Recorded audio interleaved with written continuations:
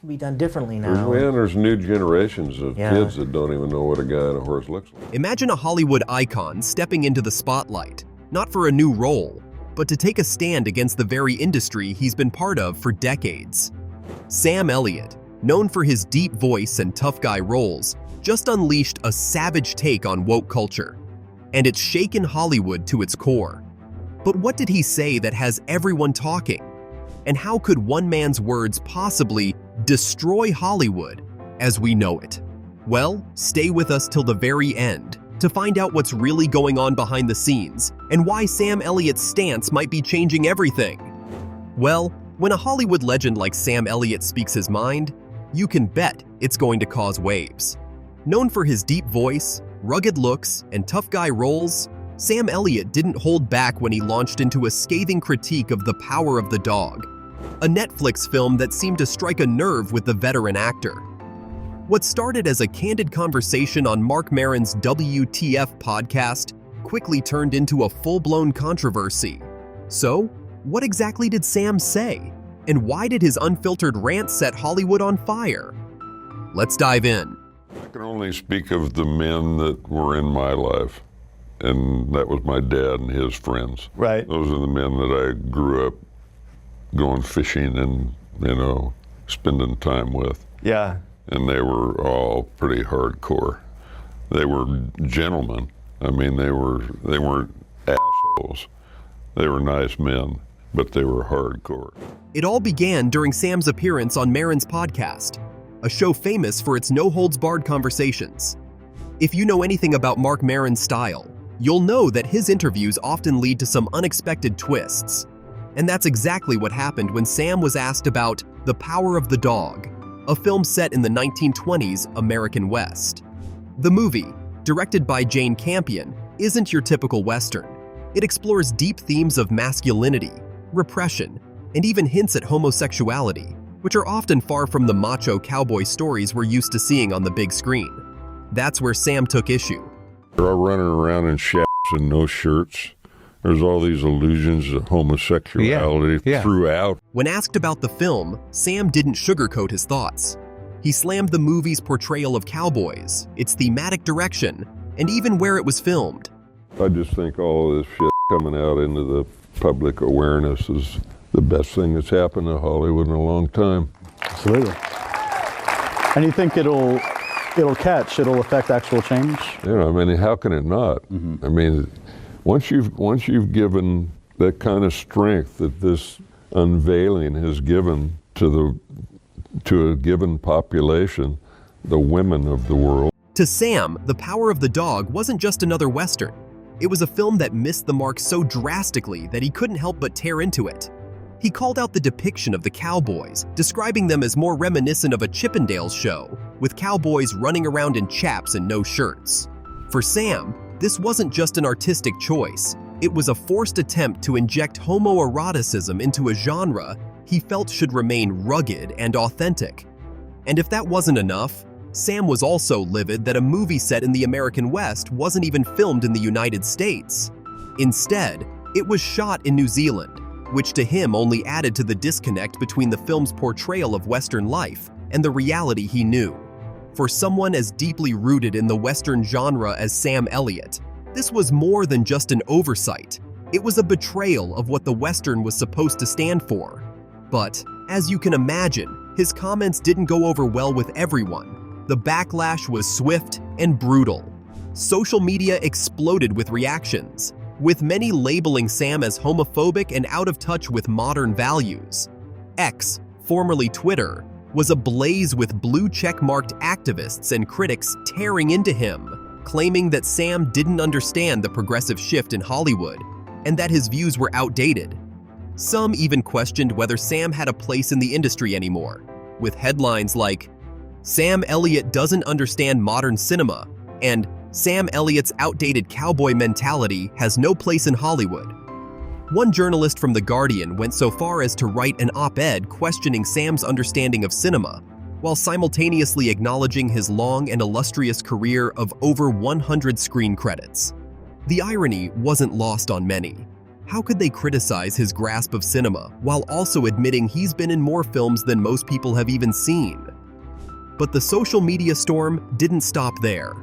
Twitter trolls had a field day with Sam's comments, with one user sarcastically tweeting, "Sam Elliott's sleep paralysis demon is clearly a gay cowboy." Another comment read, "Remember everyone, Sam Elliott is not an ally. He doesn't like our woke cowboy movie." It was almost as if disliking a movie for its portrayal of certain themes automatically made Sam the enemy of those themes, a type of black and white thinking that he was pushing back against. But things were about to get even more interesting. In the midst of the backlash, Sam was invited to speak at Deadline's Contenders TV event, a chance for him to either double down on his stance or clarify his comments. Many expected him to stand by what he said, while others hoped he might soften his tone. But what happened next caught everyone off guard. First, don't go do a podcast whose call letters are WTF.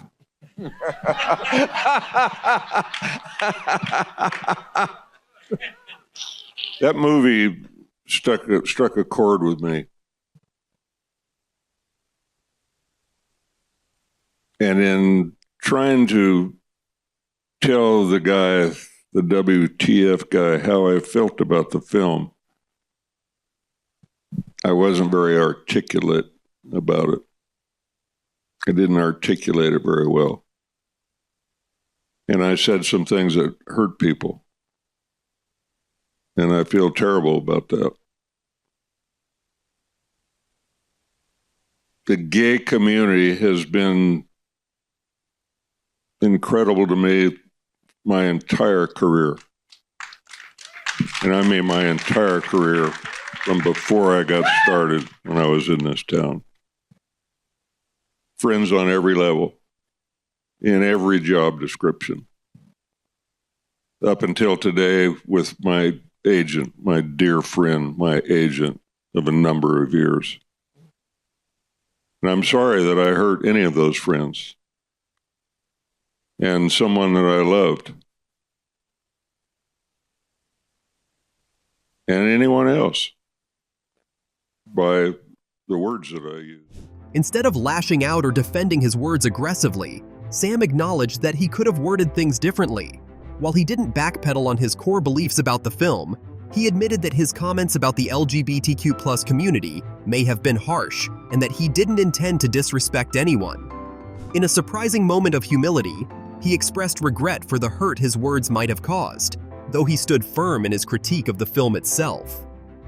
Some say it's a sign of growth, given that he's worked with so many in that community. But others? Well, they think he folded under the pressure of the so-called woke mob. When asked by Mark if he had seen a particular movie, Elliott didn't hold back.